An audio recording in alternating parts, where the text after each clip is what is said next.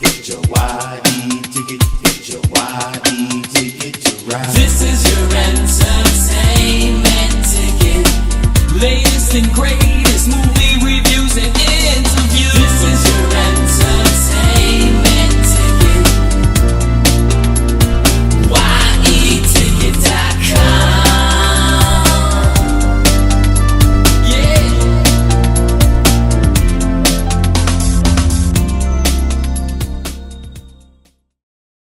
It's a tragic story about fame thrust upon an unsuspecting girl who really couldn't cope with it at all. Zsa Zsa, on the other hand, handled it beautifully with great style, with great panache. But porn can be so destructive to those who play in it. Sometimes. We marketed this book, Linda Lovelace, to the adult entertainment community. We took out a booth at a porn convention in Atlantic City. Oh, really? Yes, and that was really very nice. People got behind this, and now I have to be clear, this book won a couple literary awards, I think 4. Really this is the first statement viewed with charity and love toward a woman who was more or less destroyed by the process of fame in the porn world. And the book was awarded a Sybarite Award from Lola Bastinado, who was a spokesperson for Playboy TV. And she got behind the book in a very generous and kind way, as did John Stavros of the John Stavros Adult Entertainment Committee, blah, blah, who was a model for Andy Warhol, and a silkscreen of John Stavros's backside. Oh, really? Yeah. A silkscreen by Andy Warhol of John Stavros's backside sold for several $1 million to a Japanese collector last year. And John is very charming and funny about how none of that money went to him. My point is that John is an important person in the adult entertainment community and very connected to the Andy Warhol intelligentsia. And he gave the opening night party for the release of the Linda Lovelace book. So my point is that the adult entertainment community, and this is not a porn book, this is a book about pornography, has been very generous with us in endorsing it and really seeing its merits. I think they appreciated the gentle sense of understanding and compassion the author, Darwin Porter, by the way, showed toward Linda. A word about how that Linda Lovelace book was compiled. Here we go. Here's some facts about Linda. She made Deep Throat in 1972. It had all the censorship battles. It had all the court trials. It had the Watergate hell. Everything went on. And by 1988, Linda had been through her feminist period. She had been both endorsed and then had feuded with the feminists over her role as a player in the domination of women by the porn industry. In 1988, and this is with the understanding that she died in a car crash in Denver in 2002, she was called into the editorial offices of the then most powerful literary agency in probably America, the J. Garin Agency, to tell her stories about her reactions in Hollywood with sexual services she performed on members of the Hollywood community, and with the understanding that she had indeed been highly prized and highly paid for her fellatio services to movie stars in Hollywood. The book lists a litany of stars that she did this for: John Wayne, all the members of the Rat Pack, Spiro Agnew, many, many others, Tony Curtis, Burt Lancaster, and she talked about this in 1988 in the offices of... I remember she also mentioned Sammy Davis Jr. too. Sammy Davis was her major lead-in factor to the Hollywood community. Sammy Davis, probably the hippest member of the Rat Pack, I always thought, said that if you had not been sexually serviced by Linda Lovelace, you were not cool. And immediately that sparked the herd instinct. Everybody wanted a blowjob from Linda and would pay for it. So Linda had the double career of servicing Hollywood movie stars. Everybody had a story about Linda. Linda had a story about everybody. And there was also the ongoing lure of her being in additional porno films, and now at big money prices. That is the story that is brought out in the book, and Linda's turning against the porn world and turning against all that and blah, blah, blah, marrying a man called, divorcing her pimp husband, Truck Trainer, who she maintains abused her and held a gun at her head to force her to do these degrading acts. The book goes into Linda's own recollection of her work as a player on the fetish market of South Florida. Chuck was marketing her in a variety of fetish-related settings or contexts, all of them degrading, all of them startling. Linda's recollections are laid out in the book of first this, and then that, and finally fellatio. The girl found her niche, and the book goes on to tell what led to her destruction, downfall, and her ongoing legacy. Back to the sources, though. In 1988, Linda was dragged into an office with 2 or 3 hungry editors and a psychologist from some university in Texas to tell her tale. Journalists heard Linda tell these tales. Darwin Porter, the author, was one of the people present as Linda poured out her tales with names and with dates and with fetish fascinations and with the emotional context of how these movie stars were when she was giving them a blowjob for about $1,000 a pop was the going rate at the time. All of this was recorded by the 3 journalists. The project back in 1988 was anticipated to be marketed at auction to a major New York City publisher. It would have been a blockbuster, and then Linda, in the form of Lyle Stewart, her publisher at the time, was hit with a huge lawsuit.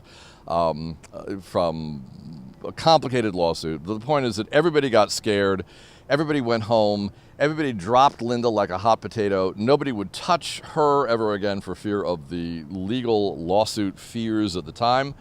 And it took Blood Moon until 2013 to produce the book that drew upon those interviews with Darwin Porter in 1988 in the offices of the Jay Guerin organization. The book is out at last. We have published it, and it's with all the names and dates and things like that. And emotional contexts. Yes. It's a very good timepiece into the backwoods Hollywood of its era.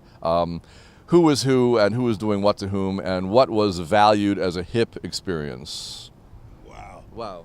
Blood Moon Productions. Blood Moon. We named the company after an erotic thriller we published a long time ago. We had to devise a new name when we reorganized the company. And we're very aware of the company's name with implications to mysticism and cycles of the moon and the fertility rites, if you like.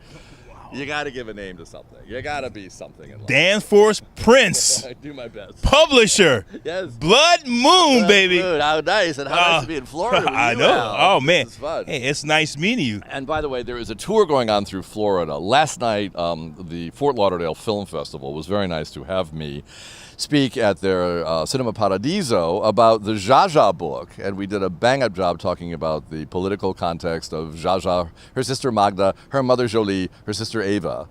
Slideshow presentation, really bringing out the depth of actresses who, if we hadn't published this book, I'm afraid that their legacy might have been that of greater bimbos than they really are. Now, I'm not saying that the Gabors were bimbos, but in the popular mind, there's never been a comprehensive biography of the Gabors published by anyone. We've done it, the first. It's easy to be campy about the Gabors. Our book really talks about their depth as the glue that held a lot of diplomatic resolutions together.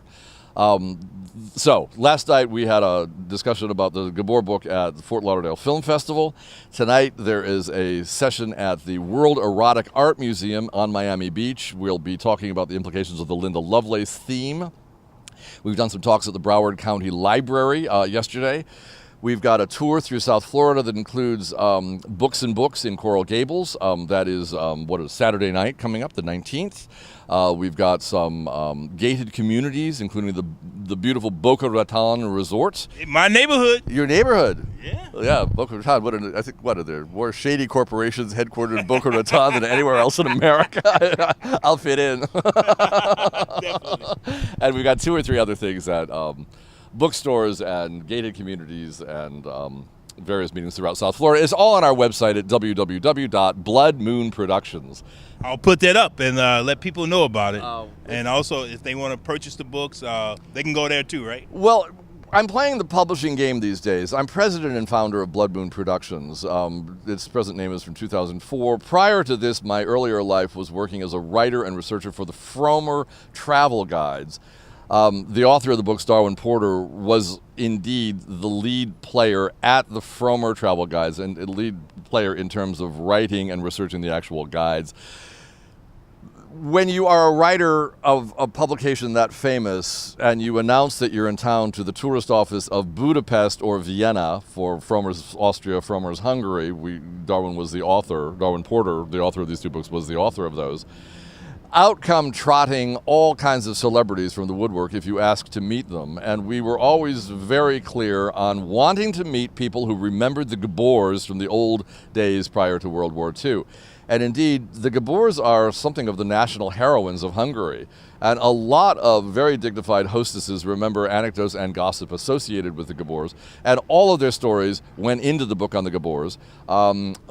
Everybody had a story about either Linda Lovelace or the Gabors, raunchy or otherwise. We fit them all in, unified it into an editorial whole, put in a library index, and we've got the world's two comprehensive biographies of these two amazing cult figures out on the market today and promoting it in South Florida. I am the escort for both Jaja and Linda. What a trip. Me. You. God has a sense of Danforth humor. Prince. Thank you. Thank you, Al. Thank you so much. Hey, it's Thank nice to meeting Florida. you, man. Oh, I'm great delighted. Guy. You're a great guy. Thanks, and Al. keep up this good work, man. And looking forward for some more publications of these wonderful people. And also, you're bringing out information that people didn't even know, and I didn't even know. Nobody knows this stuff. And again, I didn't choreograph that. It's Darwin Porter who writes these things. If I might say something about a book that we'll be releasing in January, I think this is very culturally important. We are releasing a book called Pink Triangle. It reveals the feuds between the American century's three most famous, most celebrated authors, who include Gore Vidal, Truman Capote, and Tennessee Williams. Now, with the understanding that these three writers were the darlings of the Broadway theater world and the cinematic world, their works have been classified as among the most important literary works of the 20th century. We are producing Pink Triangle by Darwin Porter, which is a recitation of the feuds that they maintained among themselves and among members of their entourage for fame, for better party invitations, for more stylish friends, for better boyfriends. We're putting it in this book. It is our most literarily ambitious book, and it is loaded with the kinds of gossip which, if you are looking to understand the American century and its artwork, you really should take a look at this book. Pink Triangle by Darwin Porter from Blood Moon Productions. I would love to talk to you about that Boogie. when you get it out. It'll be out soon. We're bringing it back to Florida. Oh, thank you Thank for you. coming to Your Entertainment Ticket. www.yeticket.com. I'll put that information up. Thank you for watching. Again, Dan, thank you very much. A joy. I really I love enjoyed Florida. It's fun to be here. it. That's why I've been down here for Let's go to 23 years. This is your entertainment ticket. Latest and greatest.